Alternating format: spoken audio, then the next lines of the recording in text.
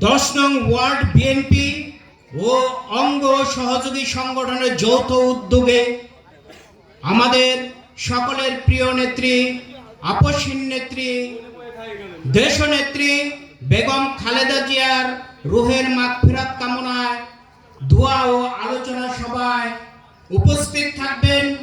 আজকের এই অনুষ্ঠানের গাজীপুর 1-এর ধানের শীষের কান্ডারি কালিয়াপুর পৌরসভা থেকে বারবার নির্বাচিত মেয়র জনাব মোহাম্মদ মুজিবুর রহমান সাহেব উপস্থিত থাকবেন।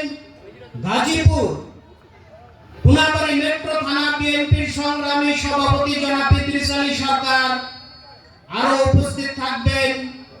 পুনাবাড়ী মেট্রো থানা বিএনপির সংগ্রামী সাধারণ সম্পাদক জনাব বাবুল হোসেন।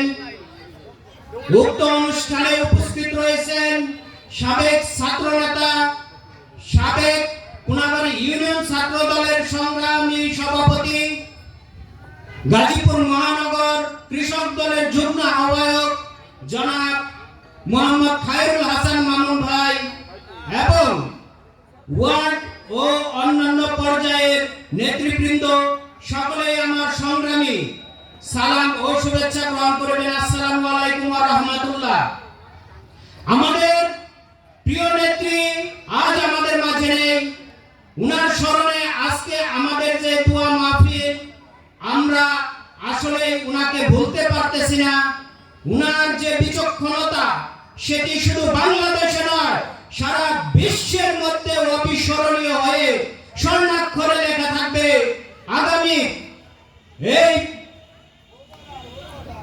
বেগম খালেদা জিয়ার স্মরণে প্রত্যেকটা জেলায় জেলায় এইরকম সমাবেশ হতে চলেছে।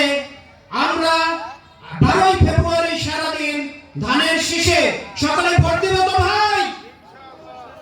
আমরা আগামী 12 ফেব্রুয়ারি সারাদিন ধানের শীষে ভোট দিয়ে আগামী রাষ্ট্রনায়ক জনাব তারেক রহমানকে তার প্রধানমন্ত্রীত্বে আমরা এই দেশ থেকে ফ্যাসিজম সারা জীবনের জন্য সরিয়ে দেব ইনশাআল্লাহ।